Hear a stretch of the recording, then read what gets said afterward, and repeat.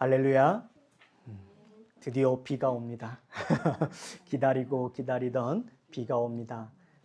그래서 참 이 비가 내리지 않을 때 식물도 또 온 세상이 말라 죽는 것 같은 그런 아픔이 있었죠. 그런데 이 비가 드디어 내리기 시작한 것입니다. 우리가 여기에 또 감사해야 될 것입니다. 근데 우리 마음은 어떠합니까? 비가 안 오면 비가 오지 않는다고 불평하고, 비가 오면 비가 많이 온다고 적게 온다고 또 왜 지금 오냐고 불평하는 것이 우리의 인생사입니다. 하나님을 모르기 때문이죠. 하나님의 뜻을 알지 못하는 우리의 무지와 우리의 무능력함이 또 우리의 부정함이 나타나는 것입니다. 우린 이럴 때 다시 한 번 더 오늘의 말씀을 통해서 표적을 넘어 말씀으로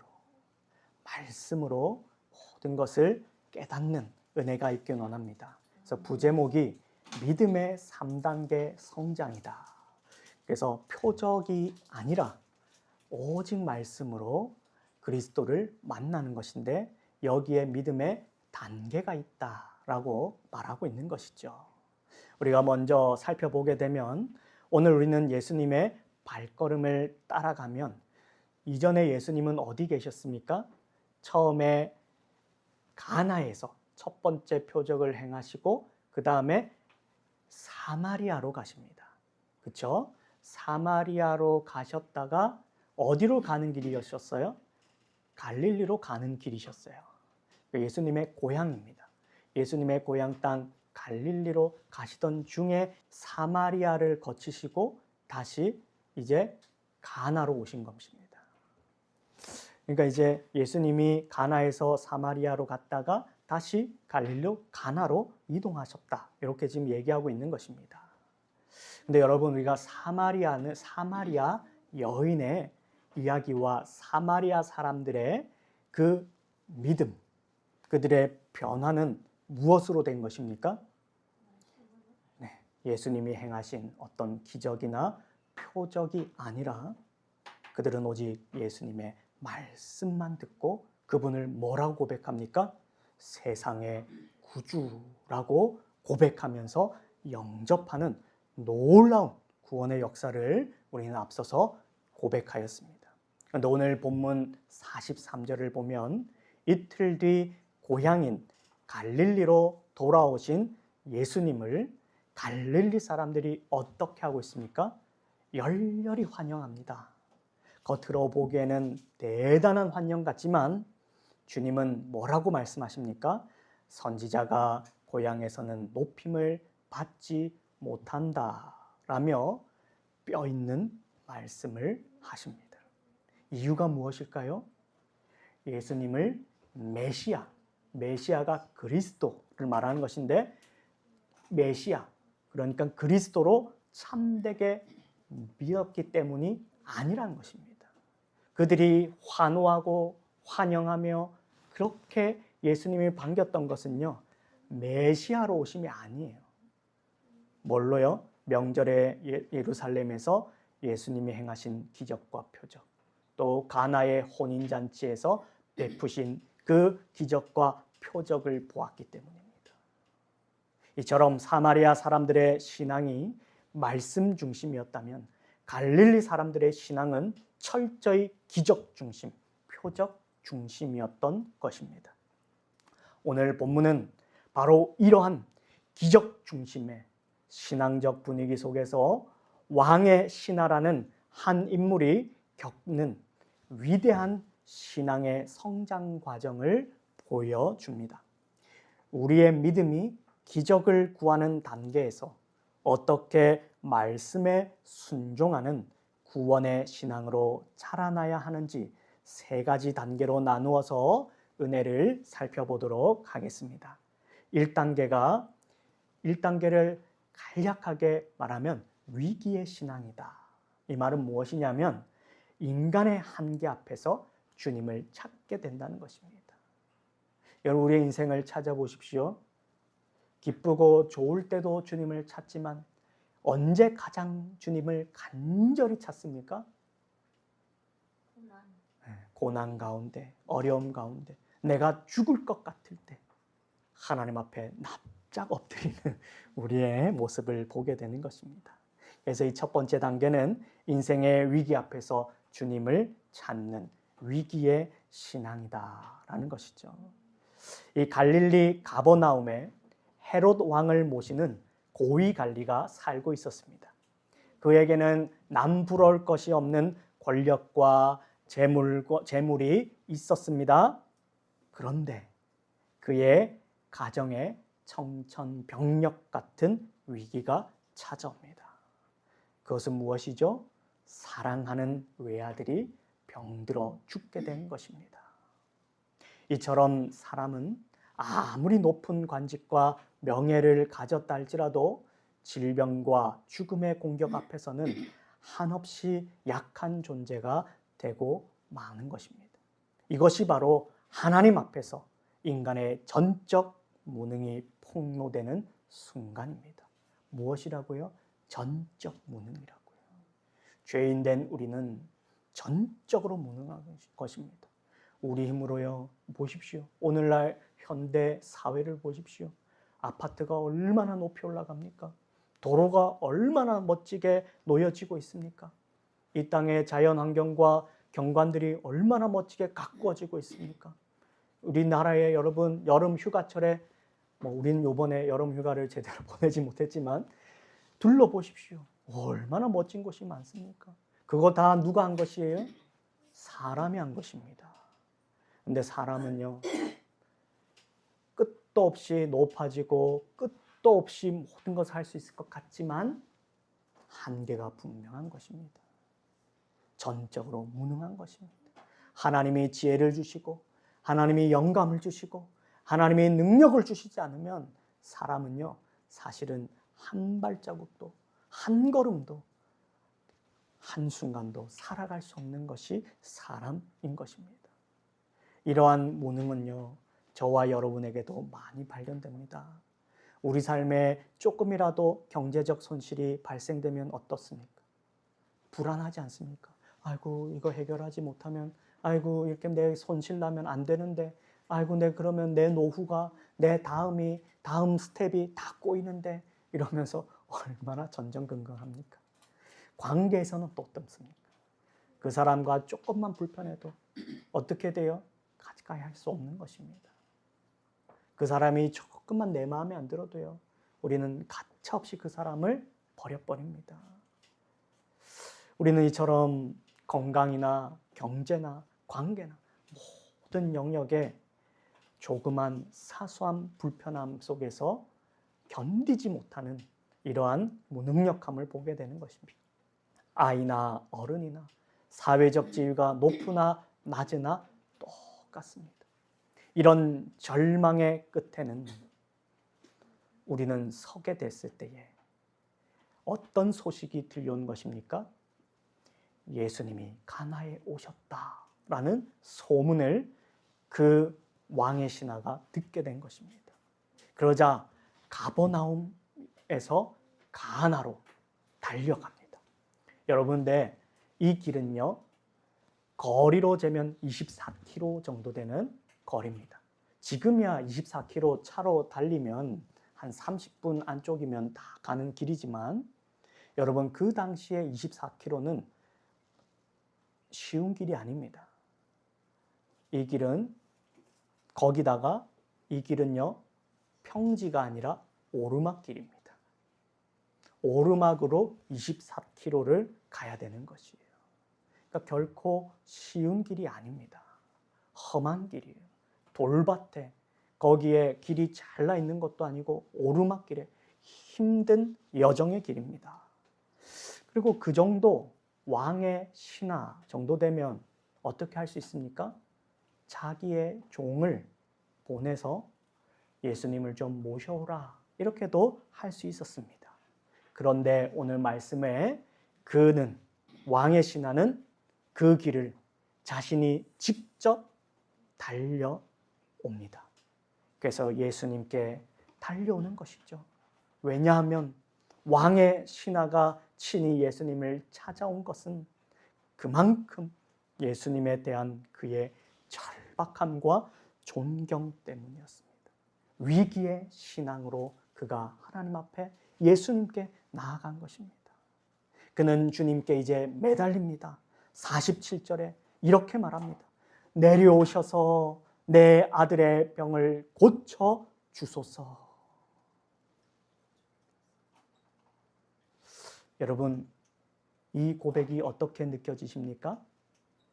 우리가 볼 때는 인간적으로 가장 최선의 올바른 고백처럼 보여집니다.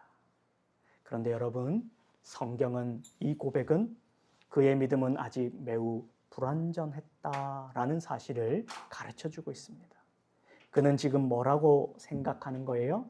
예수님이 친히 자기 집까지 내려오셔야만, 예수님이 직접 친히 자기 집으로 내려오셔야만 병을 고칠 수 있다라고 생각한 겁니다. 그래서 존 칼빈 목사님은 이 신화가 그리스도께서 육체적으로 임재하셔야만 기적을 베푸실 수 있다고 여김으로써 주님의 능력을 공간 안에 국한시키는 무지를 드러냈다라고 지적하고 있는 것입니다. 우리 역시 마찬가지 아닙니까? 고난과 절박함 때문에 주님을 간절히 찾습니다. 40일 작정 기도도 해보고 솔로몬과 같이 1000일 제사도 드려보고 새벽 기도 온갖 것으로 우리의 마음을, 우리의 정성을 하나님 앞에 드러내면서 뭐라고 말합니까? 이렇게 주님이 응답해 주셔야만 합니다. 내 방식과 내 뜻대로 주님의 능력을 제한하고 있지는 않습니까? 이것이 믿음의 1단계, 위기 속에서 주님을 찾지만 여전히 내 중심적인 초보적 신앙입니다. 이러한 나 자신의 무지 가운데 전적 무지를 우리는 고백해야만 하는 것입니다. 우리의 무능함과 우리의 무지를요, 하나님 앞에서 다 내려놓아야 되는 것입니다. 그리스도의 발 앞에, 그리스도의 십자가 앞에 그리스도를 바라볼 때 우리는 철저하게 뭘 고백해야 돼요? 전적 무능과 전적 무지를 우리는 고백해야만 하는 것입니다. 그러면서 내 뜻과 내 상황과 나의 어떠함으로가 아니라 하나님이 주시고자 하는, 하나님이 예비하신, 하나님의 기뻐하신 뜻 가운데 우리가 나아가도록, 변화되도록 간절히 기도해야 하는 것입니다. 그래서 두 번째 단계는 48절부터 50절이 가르쳐주고 있는데, 주님은 표적을 넘어 말씀에 의존하라라고 가르쳐 주시는 것입니다. 이것을 바로 순종의 신앙이다라는 것이죠. 위기의 신앙으로 주님을 찾습니다. 그 가운데 주님은 책망하십니다. 말씀하십니다. 그리고 그때 우리는 어떻게 해요? 주님의 그 말씀을 붙잡아야 되는 것입니다. 그래서 말씀에 의존하는 신앙, 순종의 신앙의 단계로 한 걸음 나아가셔야 되는 것이죠. 애타는 아버지를 향해서 예수님은 뜻밖에도 엄한 책망을 하십니다. 그것이 48절이에요. 뭐라고 말씀하십니까? 너희는 표적과 기사를 보지 못하면 도무지 믿지 아니하니라. 표적과 기사를 보지 못하면 도무지 믿지 아니하리라. 여러분, 이것이 우리의 한계인 것입니다. 우리는요, 보이는 것만을 믿는다라고 착각합니다. 근데 여러분, 공기가 보여서 믿습니까? 눈에 보이지 않아도 있음을, 존재함을 믿는 것은 많이 있습니다. 사랑, 우리의 단어를 봐도요, 사랑이 눈에 보입니까? 기쁨이 눈에 보입니까? 우리의 감정이나 우리의 많은 것들이 눈에 보이지 않지만 그것이 존재한다는 것은 우리가 얼마든지 알 수 있습니다. 마찬가지입니다. 하나님에 대해서도 예수님에 대해서도 우리는요, 무엇으로 하나님을 알고 믿을 수 있습니까? 그분의 계시된 말씀으로, 성경으로 하나님을 알고 믿고 그분을 경외할 수 있는 것입니다. 지금 숨 넘어가는 아들을 둔 아버지에게 예수님의 이 말씀은 너무 가혹한 말씀처럼 느껴집니다. 그래서 우리는 인간적으로 대단한 충격의 오해에 빠질 위험이 있습니다.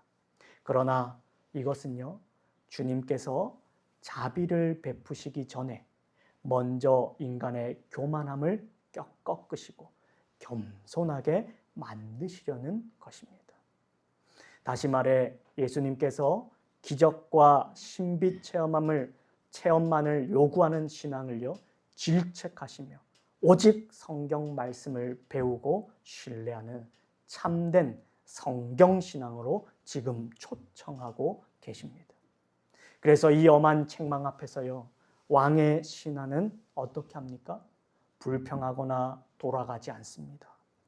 이렇게 고백합니다. 49절에 주여 내 아이가 죽기 전에 내려오소서라며 다시 매달립니다.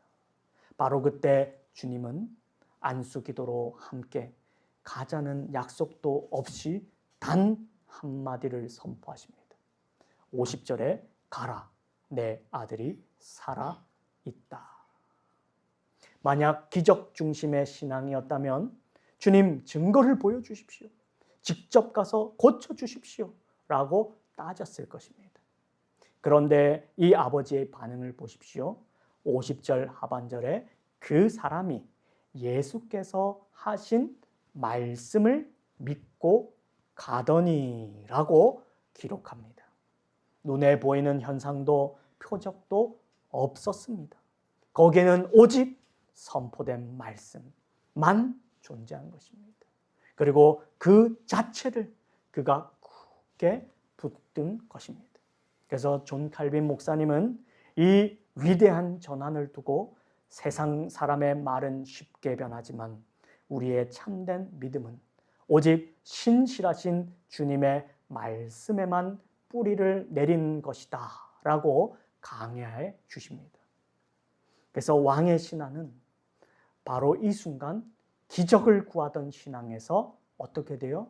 눈에 보이지 않아도 말씀을 믿고 걸어가는 순종의 신앙으로 자라나게 된 것입니다.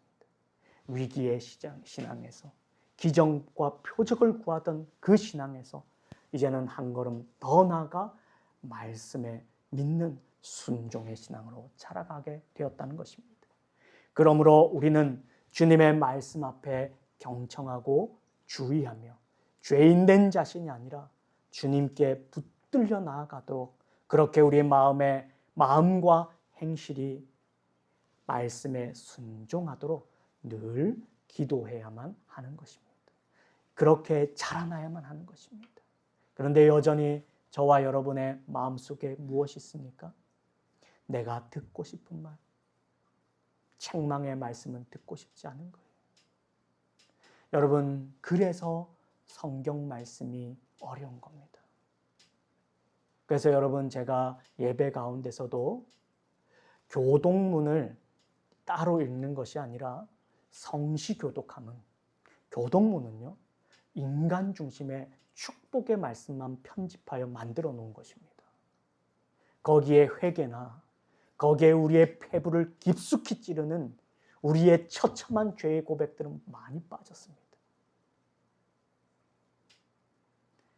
예배가 점점 예수님의 말씀, 책망보다 내가 듣고 싶고 내가 되고 싶고 내가 바라는 방식의 예배로 변질되고 있는 것입니다. 그럴 때 우리는 다시 한 번 더 예수님의 말씀에 어떠한 것이든지 내가 듣고 싶고 내가 되고 싶은 것이 아니라 주님의 말씀이면 어떠한 것이든지 내가 순종하기 원합니다. 주님이 이 마음과 이 행실을 붙잡아 주시옵소서. 간절한 하나님의 순종을 기대하는 마음으로 자라가시는 저와 여러분이 다 되시기를 주님의 이름으로 다시 한 번 더 축원드립니다. 마지막에 3단계는요. 이러한 말씀의 성취를 우리가 확인하는 때가 있습니다. 그때 우리는 무엇을 확신합니까? 구원을 확신하게 되는 것이고 구원을 받게 된다는 것입니다. 이것이 51절과 54절에 소개되고 있는데 말씀의 능력을 체험하고 온 가족이 구원받는 장성한 신앙이 우리 가운데 소개되는 것이죠. 신하가 주님의 말씀을 믿고 집으로 내려가는 길에 마중 나온 종들을 만났습니다. 신하들이 어떻게 했을까요? 얼마나 다급하게 전했겠습니까? 주인님, 주인님, 주인님. 아들이 살아났습니다. 그런데 아버지가요, 반응이 조금 이상합니다. 아들이 살았다는 기쁜 소식이에요. 아이고야, 우리 아들이 살았네라고 말하지 않고 뭐라고 말합니까? 그 아이가 언제 열이 떨어졌노? 언제 나왔어? 그러니까 지금 아이의 병이 호전된 게 중요한 게 아니에요. 언제 그것이 일어났냐를 묻고 있는 것입니다. 그러자 종들이 뭐라 말해요? 어제 제7시. 제7시는 오늘날 시간으로는 오후 1시를 말하는 것입니다. 어제 제7시에 오후 1시에 아이가 열이 떨어졌습니다. 아이가 살았습니다. 그러자 그 말을 듣자마자 어떻게 합니까? 그 시간은 바로 예수님께서 네 아들이 살았다라고 말씀하신 그 시간임을 정확히 알았던 것입니다. 여러분, 우리 주님의 말씀은 이와 같습니다. 그분의 생명과 권능 앞에서는 어떤 지리적인 거리나 공간도 결코 장애물이 될 수 없고 그분의 말씀 앞에 모든 것은 순종해야만 하는 것입니다. 그리고 그 말씀에 무엇이 일어나는 것입니까? 구원이 나타나는 것입니다. 우리가 이처럼 말씀의 능력을 깨닫고 주님을 온전히 신뢰할 때 우리의 시선은 단순히 내 삶의 문제를 해결받는 것을 넘어 나의 생명이요 주관자이신 예수 그리스도의 인격을 바라보는 신앙으로 깊어지게 되는 것입니다. 위기의 신앙은 우리의 문제만을 바라보는 것이었습니다. 그런데 주님은 뭐라고 말씀하십니까? 책망하시는 것입니다. 우리의 한계와 우리의 상황과 우리의 간절함을 넘어서 주님의 말씀을 의지하게 하셨더니 우리의 시선이 어디로 갑니까? 문제 너머에 역사하시는 주님께로 옮겨지게 되는 것입니다. 그래서 문제를 통해 해결됨으로써 끝나는 것이 아니라 그 문제를 통해서 누구를 만나게 되는 것입니까? 세상의 구주 예수 그리스도를 참되게 만나게 되는 것입니다. 그분만이 나의 생명이요, 그분만이 나의 힘이요, 주님만이 나의 모든 것임을 깨닫게 되는 것입니다.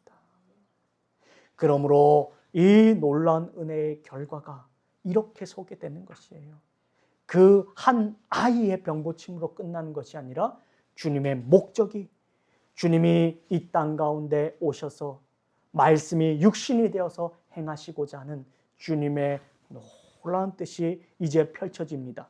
53절 하반절에 자기와 그 온 집이 다 믿으니라 라고 선포합니다.